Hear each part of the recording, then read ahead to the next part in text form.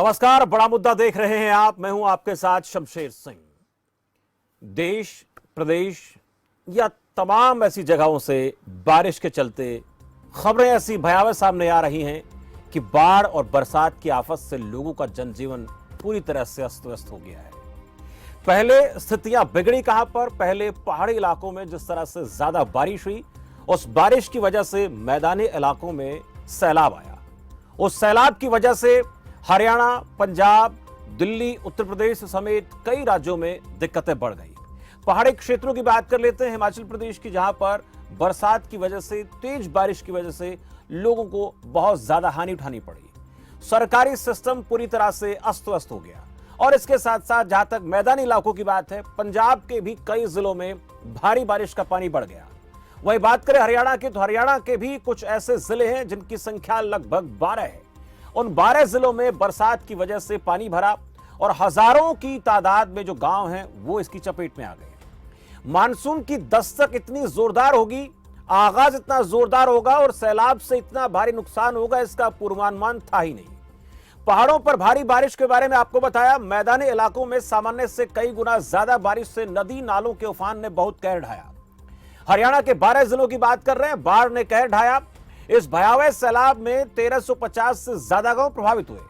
CM Manohar Lal खुद बाढ़ग्रस्त इलाकों का हवाई और जमीनी सर्वेक्षण कर रहे हैं, अधिकारियों को दिशा निर्देश कर रहे हैं। इसी कड़ी में सीएम आज कुरुक्षेत्र पहुंचे, अलग अलग इलाकों का जायजा लिया। वहीं दूसरी तरफ बात कर लेते हैं विपक्ष की। कांग्रेस बाढ़ से हुए नुकसान को लेकर राज्यपाल से पहले मुलाकात कर चुकी है, मांग पत्र सौंप चुकी है, जिसमें बाढ़ प्रभावित किसानों को 40,000 रुपए प्रति एकड़ के हिसाब से मुआवजा दिए जाने की मांग की है। इसके साथ ही मकानों, दुकानों और कारोबार को नुकसान की भरपाई करने की मांग की है। इनेलो नेता अभय चौटाला ने सीएम मनोहर लाल को पत्र लिखते हुए कहा कि सरकारी अधिकारी जाते हैं और लोगों को झूठी आश्वासन देकर वापस चले आते हैं। अभी तक सरकार द्वारा इस दुख की घड़ी में बाढ़ पीड़ितों को किसी प्रकार की राहत और मुआवजा देने का आश्वासन नहीं दिया गया। बेहद दुखद है, यह अभय ने कहा। आम आदमी पार्टी हरियाणा के वरिष्ठ उपाध्यक्ष अनुराग ढांडा की तरफ से आरोप लगाया गया कि पिछले 9 साल में हरियाणा सरकार के कार्यकाल में 3,000 करोड़ रुपए बाढ़ की रोकथाम के लिए अलॉट किए गए, लेकिन ये 3,000 करोड़ कहां गए? ये तो विपक्ष की बात हुई। वहीं आज कुरुक्षेत्र के दौरे पर सीएम ने क्या कुछ कहा, पहले जरा वो सुन लेते हैं, उसके बाद फिर चर्चा में आगे बढ़ते हैं।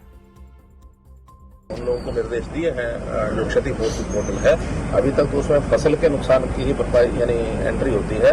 अब हम एक आध दिन में उसमें कर देंगे कि जो बाकी लॉस है, loss of property, loss of assets, वो भी सारे उसमें उठाए जा सकें। खास करके मकान टूट गए हैं, किसी के पशु का देहांत हो गया है, किसी की फैक्ट्री के अंदर कोई सामान जो है वो खराब हुआ है, किसी की दुकान में सामान खराब हुआ है, वो सारा लॉस का आंकलन हमारी डिप्टी की टीम है। अभी भी मैंने निर्देश दिए या कुरुक्षेत्र जिले की टीम को कि हर प्रकार के लॉस का असेसमेंट करें। हम ये ठीक है कि शायद पूरा नुकसान न भी दिया जा सके, लेकिन लोगों के नुकसान जो हुआ है उसकी जो मरम्मत कम से कम लगाई जा सके, उनको कुछ न कुछ सहायता दी जा सके, ऐसा हम लोग। देखिए, अभी असेसमेंट हम कर रहे हैं कि कितनी धान दोबारा लग पाएगी, कितनी नहीं लग पाएगी, क्योंकि अभी धान जो है बासमती की धान ही लग रही है और उसकी जीरी लोग लेने की कोशिश यानी प्योद लेने की कोशिश कर रहे हैं। तो कुछ जिलों में से उनको प्योद मिल रही है। अब ज़्यादा लोग लगाए, हमारा तो ये कहना है।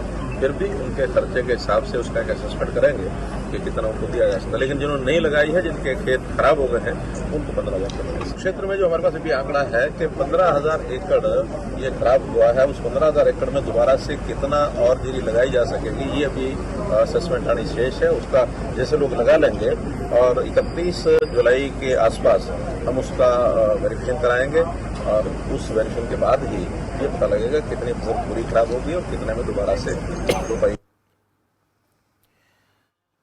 तो सीएम मनोहर लाल की तरफ से जो स्थितियां कुरुक्षेत्र में रही, उनका जायजा लिया गया और वहां पर हालात क्या है उसके बारे में जानकारी दी गई। लेकिन इससे कुछ समय पहले हरियाणा के सीएम मनोहर लाल की तरफ से बाढ़ से नुकसान को लेकर जो आकलन सामने आया और नुकसान हुआ और उसके बाद मुआवजे को लेकर कुछ बातें कही गई, उनको ग्राफिक्स के माध्यम से एक बार आपको दिखाते हैं। बाढ़ को लेकर सीएम मनोहर लाल ने जानकारी देते हुए कहा, हरियाणा में पहली बार 12 जिले बाढ़ प्रभावित घोषित हुए हैं। 12 जिलों में बाढ़ आई है पहली बार। इन सभी जिलों के लिए विशेष राहत पैकेज दिया जाएगा। सीएम मनोहर लाल ने विशेष राहत पैकेज का ऐलान भी किया। खराब फसल के लिए 15,000 रुपए प्रति एकड़ मुआवजा, मुआवजा जल्दी किसानों के बैंक खातों में भेजा जाएगा। बारिश से राज्य की 399 सरकारी बड़ी योजनाओं को नुकसान हुआ है। बारिश बाढ़ से 1142 किलोमीटर लंबी 996 सड़कों को नुकसान। बारिश बाढ़ से 3369 खंभे क्षतिग्रस्त, 1470 ट्रांसफार्मर क्षतिग्रस्त। भैंस, गाय, ऊंट, याक आदि की हानि पर 36,500 रुपए की राहत देने की बात कही। 12 जिलों के डीसी को मुआवजे के लिए सौंपी वित्तीय शक्तियां कि अपने स्तर पर वो जांच करें, मुआवजा दें। बाढ़ को लेकर ये अहम जानकारी जो हमने आपको दी, ग्राफिक्स के माध्यम से आपने इसको देखा। दूसरी तरफ विपक्ष लगातार मांग कर रहा है कि राहत को लेकर कांग्रेस पार्टी की तरफ से पहले ही मुआवजे की मांग को लेकर कहा गया कि 40,000 रुपए प्रति एकड़ के हिसाब से मुआवजा दिया जाना चाहिए। आम आदमी पार्टी का कहना है कि जो 9,000 करोड़ रुपए पिछले 9 साल में, माफ कीजिए 3,000 करोड़ रुपए बाढ़ राहत के लिए जो बात जारी हुए वो कहां है, और इनेलो नेता को ये गले नहीं उतर रहा कि अधिकारी जा रहे हैं, काम हो रहा है कि नहीं हो रहा। इन तमाम सवालों को लेकर चर्चा आज हम करने वाले हैं। सरकार की तरफ से जानेंगे कि काम किस तरीके से युद्ध स्तर पर हो रहा है और विपक्ष क्या उससे संतुष्ट है या नहीं। मेरे साथ कुछ खास मेहमान चर्चा में इस वक्त जुड़ गए हैं। प्रोफेसर विधु रावल हैं, प्रवक्ता भारतीय जनता पार्टी से। राहुल साहब स्वागत है आपका। ओंकार सिंह इनेलो प्रवक्ता मेरे साथ हैं। ओंकार सिंह जी बहुत स्वागत है आपका। राकेश बढ़ाना आम आदमी पार्टी प्रवक्ता मेरे साथ है। राकेश जी आपका भी बहुत स्वागत है। पहले मैं रावल साहब आप ही से बात करना चाहूंगा। नुकसान बड़ा है और अपने आप में हजारों एकड़ जमीन पे खड़ी फसलें बर्बाद हो गई हैं, और ये पहली बार जैसे कि सीएम ने कहा कि 12 जिले जो है बाढ़ से प्रभावित हुए हैं, हजारों की तादाद में गांवों को नुकसान हुआ है। इस पर जो हम काम कर रहे हैं, सरकार अपने स्तर पर काम कर रही है, आधिकारिक लेवल पर काम हो रहा है, कितनी तत्परता के साथ काम किया जा रहा है और कितना तत्परता के साथ काम करते हुए हम संतुष्ट हैं कि हाँ हम सही दिशा में जा रहे हैं? शमशेर जी, हरियाणा में 12 जिले जो हैं, फतेहाबाद, फरीदाबाद, कैथल, कुरुक्षेत्र, करनाल, पानीपत, सोनीपत, सिरसा और यमुनानगर जी, इन सब जिलों को बाढ़ग्रस्त घोषित किया गया है। 1353 गांव, जिनमें 5 एमसी क्षेत्र हैं, ये बाढ़ प्रभावित घोषित किए गए हैं। इसके अलावा जिस प्रकार हम जानते हैं कि इनमें 41 राहत कैंप अभी भी, जब मैं और आप बात कर रहे हैं, ये कैंप जो है इस समय चल रहे हैं। 6477 व्यक्तियों को इवैक्यूएट किया जा चुका है। इसके अलावा किस प्रकार से आगे जो क्षति तो हो चुकी है, लेकिन उसके प्रभाव धीरे धीरे निकलने लगेंगे। जैसे हम जानते हैं कि पशुओं को चारे को लेकर एक बड़ी दिक्कत आने वाली है। हम ये भी जानते हैं कि किस प्रकार से आगे जो एक महामारी वाला स्वरूप ले लेता है, जब गंदा पानी, जो बाढ़ का पानी जब आया करता है, तो उसको लेकर भी हम प्रीएम्प्ट करते हुए हमारी योजना जो है चल रही है, इस प्रकार से हम ये डैमेज को मिनिमाइज कर पाए। ये कहते हुए मैं फिर से इस बात को कहूंगा कि ये बाढ़ जो है एक प्राकृतिक आपदा है, इसको उसी रूप में देखा जाना चाहिए। सरकार और सरकार के साथ प्रशासन बहुत ठोस तरीके से जो है जमीन पर उतर के काम कर रहा है, और इसका ही नतीजा है कि इतना बड़ी बाढ़ में भी, इतने बड़े प्रभावित एक आपदा में भी, उसके बावजूद भी हमारे प्रशासन के हाथ पैर नहीं फूले, और हम लोग जो हैं बहुत हद तक राहत कार्यों में जनता को डैमेज कंट्रोल कर पाए हैं। हालांकि इसके बावजूद भी कुछ दुखद घटनाएं हमारे सामने हैं।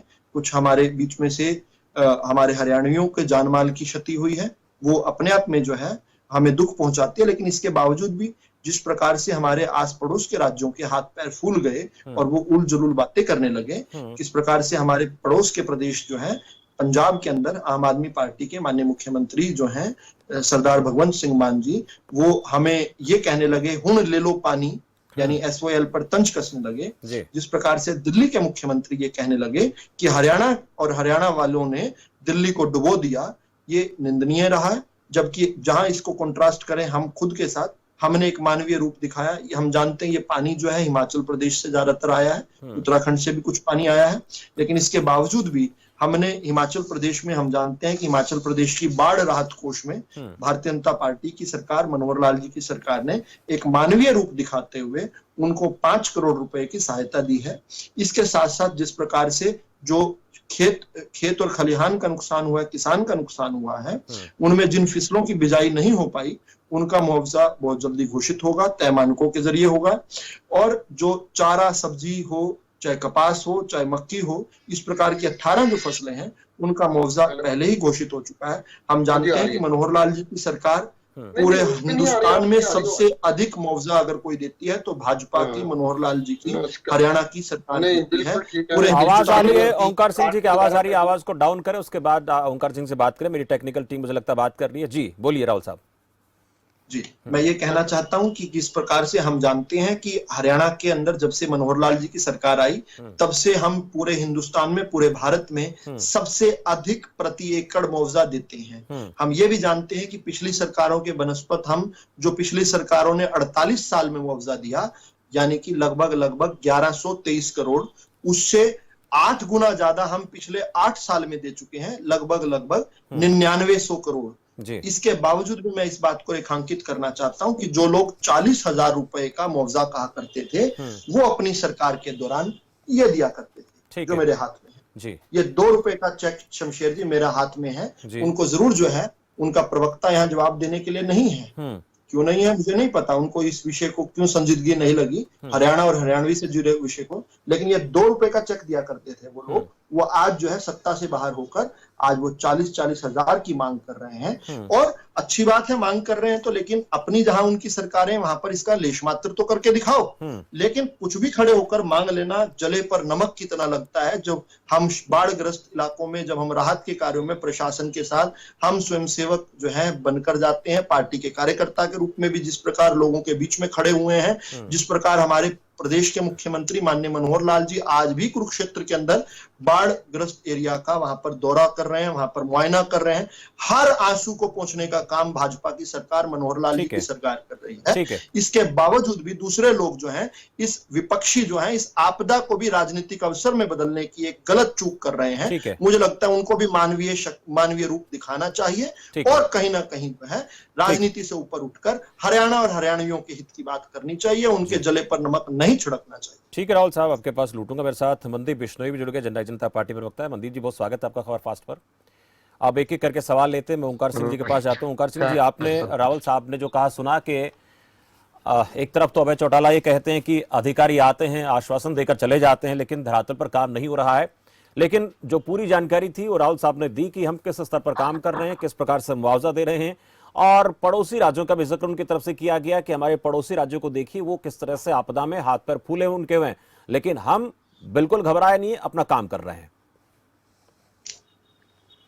ओंकार सिंह जी की आवाज बढ़ा दें। जी ओंकार जी। पहले तो मैं एक बात स्पष्ट करूंगा कि हम हरियाणा के निवासी हैं, हरियाणा की बात करेंगे, इधर उधर बगले नहीं चाहेंगे। दूसरी बात, जो लोग पिछले 9 साल से ऊपर से सत्ता में हैं, वो भी आज अगर 10 साल पुरानी बात करते हैं तो बड़ी अजीब सी बात नजर आती है।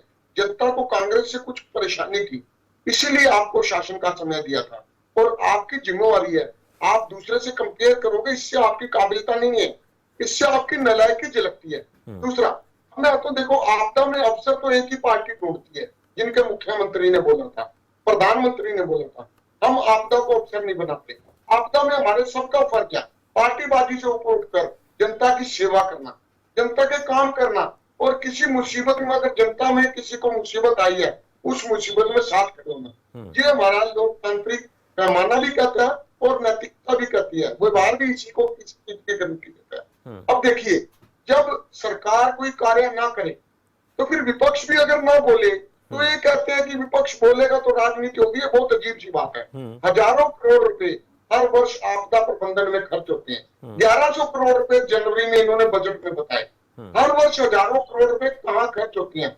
इस बार शमशेर जी आपने देखा होगा, आपदा प्रबंधन में टोटल फेल रहे। कहाँ है इनका मौसम पूर्वानुमान विभाग? क्या उन्होंने अनुमान नहीं दिया था? क्या पहले नहीं पता लगा था?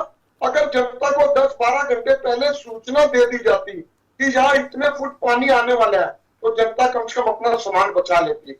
मैं मानता हूँ, इन्होंने कहा कि जो मृत्यु हुई है, मृत्यु को 4 लाख रुपए दिया जाएगा। शमशेर जी, 4 लाख रुपए बहुत कम है। 2 लाख रुपए तो वैसे भी हरियाणा में अगर किसी की दुर्घटना से मृत्यु हो जाती है तो 2 लाख रुपए उसको हर हालत में मिलती है। तो बाढ़ग्रस्त क्षेत्र घोषित हो गए, 4 लाख की जगह 10 लाख रुपए किया जाए, और जिसमें मुखिया की डेथ हो गई हो उसमें परिवार के व्यक्ति को सरकारी नौकरी दी जाए। दूसरा, मुख्यमंत्री जी ने घोषणा करी कि 36,500 रुपए हम गाय, भैंस, ऊंट अगर उसकी मृत्यु हो गई है उसके लिए हम देंगे। मैं बताना चाहता हूँ, 36,500 में बकरी आती है, बकरी नहीं रखेगा व्यक्ति। और दूसरी बात, आज अगर नुकसान हुआ है सबसे बड़ा नुकसान व्यापारियों का, उद्योगपतियों का और आम जन का होगा। उद्योगपतियों की इंडस्ट्रियल एरिया में पानी घुस गया, करोड़ों रुपए का नुकसान हुआ। और बैंक की लिमिटें बनी हुई है, बैंक के लोन चल रही है, दिन रात ब्याज चलता है, किराया और ब्याज दो ऐसी चीजें जो दिन रात चलती हैं। आज एक आम व्यक्ति का गैस का, आम आदमी का मोटर, टीवी, फ्रिज, गद्दे, सोफा, कपड़े लत्ते और खाने का सामान सारा इस बाढ़ में बर्बाद हो गया। अभी तक कोई पैकेज नहीं दिया इन्होंने। वहां तो फौरी राहत की जरूरत है। आम आदमी जो सवेरे कमाता है शाम को खाता है, वो आदमी कैसे गुजारा चला रहा है? उसको इस वक्त लंगर बचा रहे हैं जो जनता और गुरुद्वारे लगा के बैठे हैं। अगर इस सरकार के सहारे रहेंगे तो आम आदमी तो कब कब भगवान को प्यारा होने वाला है। ये कुछ नहीं सोचने वाली सरकार। मैं कहता हूँ आप कीजिए, अच्छा हम तुम्हारे साथ हैं, लेकिन आप सिर्फ घोषणा ना कीजिए। आज बाढ़ आए कितने दिन हो गए, एक आम आदमी को कम से कम 10,000 20,000 फौरी राहत की तो जरूरत है। फौरी राहत के बगैर कहां से जाएगा? ठीक है, आ रहा हूं राहुल साहब, एक मिनट परिवार में दोबारा जाएगा। और ठीक है ओंकार सिंह जी, मैं लौटूंगा आपके पास। की बात करूंगा। देखिए यहाँ कपड़ा मार्केट है, कपड़ा मार्केट में पानी घुस गया, कपड़ा खराब हो गया, वो ब्याज पे पैसे लेके व्यापार कर रहे हैं, उनको फौरी राहत की जरूरत है। ठीक है, ठीक है ओंकार सिंह जी, एक बात में सब बातें आ गई हैं, आप फौरी राहत की बात करें। ठीक है, चलिए ठीक है, ठीक है, आपने कहा तमाम बातें राहुल साहब ने सुन ली, उनके पास जाऊंगा, लेकिन उससे पहले एक रिएक्शन मैं ले लेता हूं। राकेश बढ़ान, आम आदमी पार्टी प्रवक्ता। राकेश जी, सरकार अपने स्तर पर काम कर रही है, तमाम बातें विदु राहुल जी ने गिनवा दी है, मैं उनको अगर अपने स्तर पर फिर दोबारा बोलूंगा तो वक्त लंबा लग जाएगा। मैं जानना चाहता हूं ये तमाम जो कामकाज सरकार की तरफ से हो रहे हैं, जिस स्तर पर सरकार काम कर रही है, आम आदमी पार्टी को ऐसा क्यों लगता है कि जो बाढ़ राहत के लिए हजारों करोड़ रुपए आवंटित किया गया था उसका क्या हुआ? काम तो धरातल पर होता दिखाई दे रहा है, सरकार का ऐसा मानना है, और खुद मुख्यमंत्री हवाई सर्वेक्षण तक कर रहे हैं, राहत बचाव कार्य में सरकार जुटी हुई है। विदुर जी, सबसे पहले तो मैं कहना चाहता हूँ, उल्टा चोर कोतवाल को डांटे, ये वाली कहावत भारतीय जनता पार्टी में बिल्कुल फिट बैठती है। अभी विद्युत रावल जी कह रहे थे कि फरीदाबाद दिल्ली में अरविंद केजरीवाल जी कह रहे हैं कि भाई हरियाणा के लोगों ने पानी छोड़ दिया। तो पूरा देश जानता है कि दिल्ली के लोगों से भारतीय जनता पार्टी के जो नेता है, चाहे वो प्रधानमंत्री हो चाहे अन्य मुख्यमंत्री, वो कितने जलते हैं। और इसी को लेके इन्होंने जितना पानी दिल्ली के लिए छोड़ दिया, दिल्ली को डुबाने का काम करा, क्योंकि इनके मुंह पे दो बार दिल्ली के लोगों ने थप्पड़ मारा, चाहे वो विधानसभा का मामला हो चाहे नगर निगम का मामला हो। दूसरी बात ये कि ये कह रहे कि मुख्यमंत्री जी हरियाणा के लोगों के बाढ़ में काम कर रहे हैं। मुझे तो ऐसा लगता है कि मंथन कर रहे हैं, सिर्फ मंथन के अलावा, हवाई दौरों के अलावा मुख्यमंत्री जी कुछ भी नहीं कर रहे हैं, क्योंकि धरातल पे तो कुछ काम हो ही नहीं रहा। लोग आज भी इतने परेशान हैं, और 15,000 रुपए एकड़ की जो बात कर रहे हैं, मुझे लगता है कि ये किसानों के साथ एक बिल्कुल भद्दा मजाक है। हम कह रहे हैं कि 50,000 रुपए मुआवजा दिया जाए। नहीं राकेश बढ़ाना जी, मैं पूछूंगा, एक मिनट इसमें सवाल पे, पंजाब में आम आदमी पार्टी की सरकार है। एक मिनट राकेश जी 50,000 की आप मांग कर रहे हैं, मैं पंजाब में जरा पूछना चाहता हूँ आपसे, वहां क्या ऐलान किया गया है भगवंत मान की तरफ से? मैं उसका जिक्र करूंगा। नहीं, परिस्थिति अलग कैसे हो सकती है बढ़ाना साहब?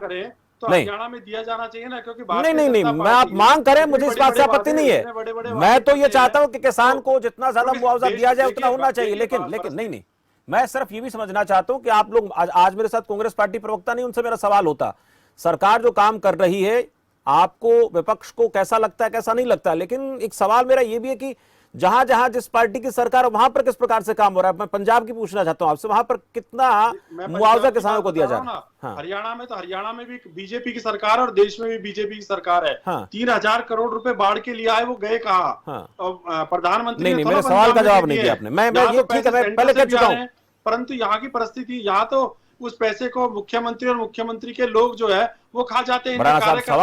सवाल से नहीं बचना है। मैं पड़ोसी राज्य पंजाब की बात इसलिए कर रहा हूं क्योंकि वहां पर आपकी सरकार, आप पूरी बात करें, सरकार से पूछें, घेरे, मुझे कोई दिक्कत नहीं है, लेकिन आप जो कह रहे हैं उस तरीके का आप उदाहरण सेट करें पंजाब में, तब मैं ये सवाल आपको मानूंगा कि आप पूछने के हकदार हैं। 50,000 रुपए प्रति एकड़। मैं कह रहा हूं कि इन्हें 3,000 करोड़ रुपए इन्हें सेंट्रल गवर्नमेंट की तरफ से आए, वो पैसा गया कहाँ? हमें पंजाब में तो ना दिए अभी सेंट्रल गवर्नमेंट ने। सेंट्रल गवर्नमेंट तो पंजाब को दोहरा व्यवहार करती है। और आज मैं कहता हूं कि अगर हरियाणा की बात करें, हरियाणा में फरीदाबाद में देख ले, 1 महीना हो गए बाढ़ को आए हुए। यहाँ की परिस्थितियां क्या है, जहां इन्होंने कच्ची कॉलोनी इनके नेताओं ने मिलकर बिल्कुल नहर के अंदर काट दी, वहां लोगों का जीना दुर्लभ हो रहा है।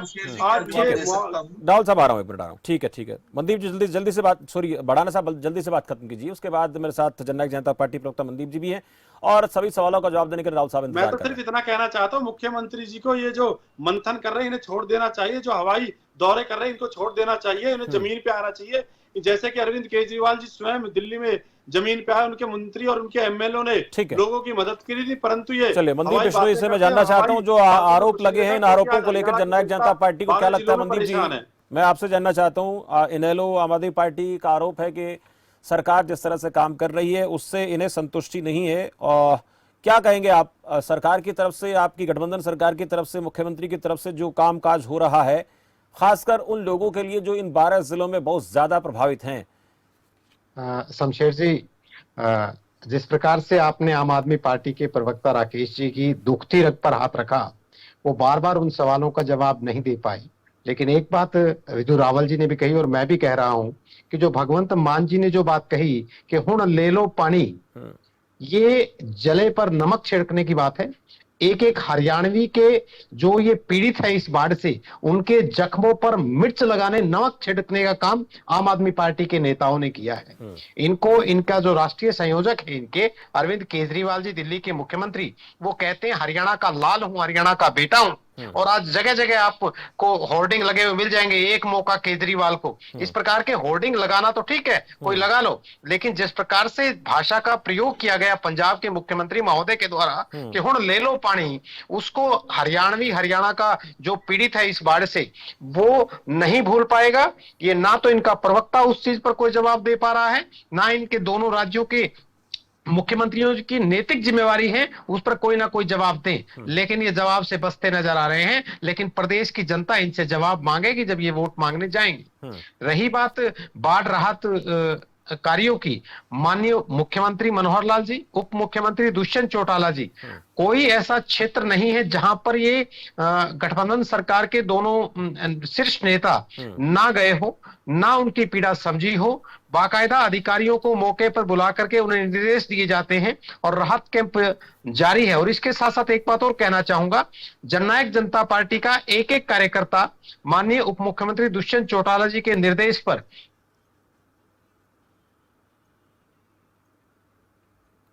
चलिए, मुझे लगता है टेक्निकल को दिक्कत हुई है पार्टियों की तरफ से गठबंधन सरकार के साथ, जी के साथ एक एक हरियाणवी के साथ खड़े हैं और खड़ी रहेगी जब तक ये इस आपदा से छुटकारा नहीं मिल जाएगा। मैं तो एक बात और कहूंगा कि आने वाले समय में जो इस प्रकार की जो बाढ़ आई है, जो आपदा आई है, इस प्राकृतिक आपदा पर किसी का जोर नहीं है। सरकार का उन चीजों पर भी पूरी निगाह है, पूरा गौर है। जो इस बाढ़ तो चली जाएगी, लेकिन इसके बाद जो संकट आने वाला है, जो प्रभावित होने वाला है, उनके ऊपर भी ना हो, कम से कम नुकसान हो हरियाणा प्रदेश के इन बाढ़ पीड़ितों का, हरियाणा प्रदेश का। और आपदा में अवसर की बात ओंकार जी ने कही, हर प्रकार की आपदा ऐसी नहीं होती जिनमें अवसर चले जाते हैं। जिस बात को आपने कोट किया वो उस बात की समय है जब कोविड आया था, जब हर आदमी अपने घर के अंदर था, जब उनको एक डिजिटलाइजेशन के माध्यम से हर आदमी को अपना धंधा करने की, अपना बिजनेस के लिए प्रोत्साहित करने के लिए एक नारा दिया गया था कि ये आपदा जरूर आई है, लेकिन हिंदुस्तानियों का फर्ज है कि इस आपदा को अवसर में बदलें। लेकिन आज वो बात कहने की नहीं है। आज बाढ़ के अंदर जो सब कुछ तहस नहस नष्ट होता हुआ नजर आ रहा है, हम सबकी नैतिक जिम्मेवारी है, चाहे वो किसी भी राजनीतिक पार्टी से हो। ये सामाजिकता के नाते हम सबको साथ मिलकर के उन लोगों की सहायता करनी चाहिए जो बाढ़ पीड़ित है। सरकार तो कर ही रही है, सामाजिकता के नाते हमारी जिम्मेवारी है। विद्युराव जी के पास जाऊंगा, उनसे भी कई करने के लिए हमारे पास साल सवा साल है चुनाव का। विद्युराव जी आप जवाब देंगे, राकेश बढ़ाना जिस सवाल पूछे उनका भी जवाब देंगे। और ओंकार सिंह जी की तरफ से कहा गया कि जिन परिवारों का मुखिया चला गया है उस घर में नौकरी, और इसके साथ साथ जिसकी डेथ इस आपदा में हुई है, उनको 10 लाख का कहीं ना कहीं मुआवजा या राहत राशि दी जानी चाहिए। और भी कई बातें कही, उन तमाम सवालों के जवाब राहुल साहब से जानना चाहेंगे। जी विद्युराव जी। जी शमशेर जी, देखिए अभी ये जो फौरी राहत की बात कह रहे थे, हालांकि कहे तो राजनीतिक लहजे में रहे थे, लेकिन हम चलो अपने लायक जो चीजें हैं ये राजनीति से बाज नहीं आ सकते, हम तो इनकी इनकी निंदा में भी जो कोई सुधारात्मक बात होगी उसको पकड़ लेंगे। पहली बात तो ये कि नेशनल डिजास्टर रिलीफ फंड की बात है, उसके कुछ मानक होते हैं, उसके तहत जो अभी घोषणा हुई है उसकी चर्चा हो रही है। अभी इस पर अंतिम शब्द नहीं कहा गया है। माननीय मुख्यमंत्री हरियाणा प्रदेश ने भी ये बात कही है कि हम भी इस पर विचार करेंगे कि किस प्रकार से हरियाणा और हरियाणवियों को इस दुख पे मरहम किस प्रकार से लगाया जा सकता है, इन घावों पर कैसे कर सकते हैं। जहां तक फौरी राहत की बात है, फौरी राहत जो है चाहे एनडीआरएफ हो, चाहे एसडीआरएफ हो, चाहे भारतीय सेना की बात हो, चाहे हमारा मुस्तैद चुस्त दुरुस्त प्रशासन हो, उसने मौके पर ही दी है। इनको बता दें कि जब वहां पर रिलीफ टीम्स एक मिनट ओंकार सिंह रोटी कहां से खाएगा? ओंकार सिंह जी, सुन ले। ओमकार सिंह ठीक है, मैं करूं फौरी राहत है, व्यक्ति खाना कहां से खाएगा? ठीक है ओंकार सिंह जी, आ रहा हूँ आपके पास आ रहा हूँ, आप पूरी बात रखेंगे, उससे पहले सुन लेते हैं ना राहुल साहब को क्या करें। आप ही के पास आऊंगा, फिर आपको लगता है कि ठीक नहीं हुआ तो आप अपनी बात रखेंगे। जी राहुल साहब बोलिए। देखिए मुझे दो लोगों का जवाब देना, ये साथ साथ रनिंग कमेंट्री ना करें प्लीज। मेरा ये कहना है कि इनका पहला आक्षेप ये था कि हमने शायद जो है भारतीय जनता पार्टी जजपा की सरकार ने शायद देरी कर दी एसेस करने में। गलत कह रहे हैं क्योंकि हमारे आसपास के जिस प्रकार से भयावह स्थिति हुई, पूरा हरियाणा पार करने के बाद दिल्ली में पानी गया, और दिल्ली की क्या स्थिति है बताने से मुझे लगता है कि डिबेट का समय ही नष्ट होगा। सारा हिंदुस्तान जानता है दिल्ली में क्या क्या स्थितियां हुई, झीलें देखी हम लोग। तो हमने पहले आपको बता दें, जो बाढ़ नियंत्रण बोर्ड की बैठक है, पहली बैठक जनवरी में इस साल में हो गई थी, जिसमें पूरी असेसमेंट कर ली गई थी, और इसी साल जो है मई में जो दूसरी बैठक थी जिसमें सारा का सारा जो है हमने एसेस कर लिया था। हम इस डैमेज को लिमिट इसलिए कर पाए बहुत हद तक, दिल्ली की तरह हमारी वो मतलब स्थिति तो बहुत अच्छी नहीं है, लेकिन दिल्ली जैसे हाथ पैर नहीं फूले क्योंकि हम तैयार थे। ये प्राकृतिक आपदा है, हमारी किसी की भी असेसमेंट से, किसी भी साइंटिस्ट के असेसमेंट से भी जो है अधिक रही, वो एक अलग विषय है, लेकिन हम तैयार थे। हमारे जहां पर स्टड्स लगने थे, स्टड्स लगे। राकेश बढ़ाना जी बीच में मत बोलिए, अभी तो आपके पास आया ही नहीं मैं, अभी तो आपकी बातों का जवाब देना है भाई साहब, तब भी ना बोलिएगा। आपने दूसरी बात जो है, इन्होंने ये बात बहुत अच्छी कही, जो है मेरे से वरिष्ठ हैं सरदार जी ओमकार सिंह जी, इन्होंने बहुत अच्छी बात कही कि जनता दुखी हो गई थी कांग्रेस से। ये बात ठीक है, जनता इंडियन नेशनल लोकदल से भी दुखी हो गई थी, इसलिए आप लोगों को नकार चुकी है। ये बात सच्ची है। अब एक बात जो है आम आदमी पार्टी वाले हमारे साथी ने कही, उन्होंने कहा जमीन पर आना चाहिए। मैं और आप जब आप बात कर रहे हैं, इस समय भी माननीय मुख्यमंत्री जी कुरुक्षेत्र के अंदर इस समय भी जो है रिलीफ को लेकर अलग अलग बैठकों को भी संबोधित कर रहे हैं। थोड़ी देर पहले दिन में जो है किस प्रकार से स्थानों पर जाकर उन्होंने मौके का मुआवजा भी किया। लेकिन जो मेरे साथी राकेश बढ़ाना कह रहे हैं उनके बारे में भी थोड़ी चर्चा कर लेते हैं। 16 मई को पूरे देश ने देखा, दिल्ली के अंदर 207.71 मीटर का जो है डेंजरस लेवल पार कर गया। 17 और 18 जुलाई को माफी चाहूंगा, 16 मई को ये चीज हुई। 16 मई को उन्होंने मीडिया के सामने एक ड्रामा किया कि हरियाणा से पानी आ गया, और 17 और 18 जुलाई 2 दिन वो दिल्ली में नहीं थे, वो बेंगलोर में बैठकर अपना ठगबंधन बना रहे थे कि कैसे मोदी जी को रोका जाए भ्रष्टाचारियों पर कार्रवाई करवाने के लिए। तो जमीन की तो बात ये है, पीछे से जरूर सौरभ भारद्वाज और आतिशी जी को छोड़ दिया था इस ड्रामे को कंटिन्यू करने के लिए। दूसरा, उन्होंने एक बड़ा चुभने वाली बात कही, थप्पड़ की बात कही। देखिए चुनाव में जीत हार होती है, और अगर थप्पड़ का लहजा करें तो आपको क्या पड़ता है। यहाँ पर हम वहां पर चुनाव में हार गए, उसको तो आप थप्पड़ कह रहे हैं। आपकी तो यहाँ पर नोटा से भी कम वोट आती है, लगातार आ रही, उसको क्या कहेंगे मुझे नहीं पता।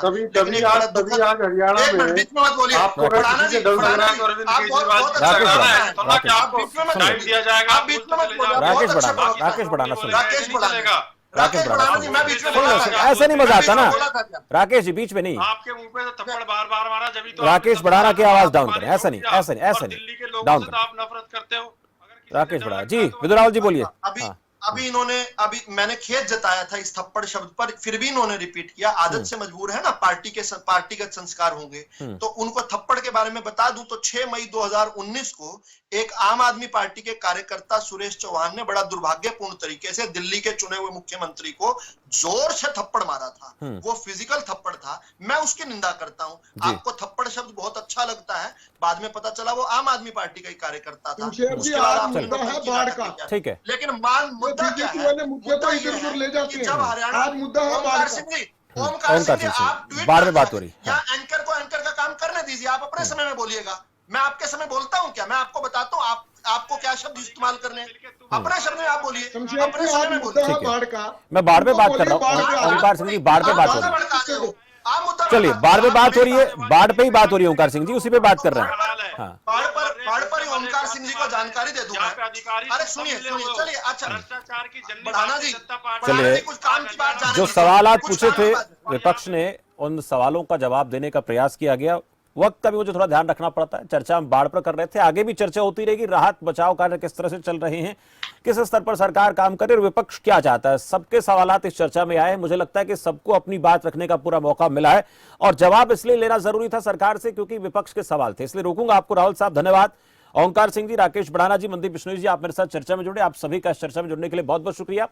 आज हम बड़ा मुद्दा में चर्चा इसलिए कर रहे थे कि जो बाढ़ हरियाणा में आई है, उस बाढ़ से राहत और बचाव कार्य के लिए सरकार की तरफ से, खुद मुख्यमंत्री की तरफ से जो तैयारियां हो रही हैं, उन तैयारियों पर बात कर रहे थे। कुछ रोज पहले सीएम ने कहा था कि फौरी तौर पर कुछ राहत देने का काम हो रहा है और जैसे कि राहुल साहब बात कर रहे थे कि ये अंतिम शब्द नहीं है। अंतिम शब्द का मतलब ये कि ये एक फौरी तौर पर राहत देने का प्रयास है। आगे जरूरत हुई तो आगे भी इस प्रकार के काम को लेकर सरकार गंभीरता से अपना काम करेगी और बात रखेगी। हालांकि विपक्ष को ऐसा लगता है कि जो काम सरकार ने अब शुरू किए हैं उन कामों को लेकर सरकार गंभीर नहीं है, लेकिन ये तो आम जनता समझती है, ये जनता जानती है कि कौन ठीक बात कर रहा है, कौन गलत बात कर रहा है। पर आने वाले दिनों में अगर इसी प्रकार की स्थितियां और ज्यादा बिगड़ती हैं, अगर बरसात ज्यादा होती है और ऐसे हालात बनते हैं तो चुनौतियां और बढ़ जाएंगी। लेकिन इतना जरूर है कि अगर समय पर तरीके से कामकाज हो, बेहतरी से सिस्टम को ठीक करने का प्रयास किया जाए तो इस प्रकार की चुनौतियों से पार पाया जा सकता है, जिसको लेकर सरकार अपने तरफ से गंभीर कदम उठाने की कोशिश कर रही है। विपक्ष अपने स्तर पर अपनी जो भी उनकी डिमांड्स हैं वो रख रहा है, लेकिन तालमेल बनाकर चलना पड़ेगा, तभी स्थितियों को, हालातों को कंट्रोल किया जा सकता है। फिलहाल मेरे साथ चर्चा में इतना ही। अब देखते रहें खबर फास्ट। नमस्कार।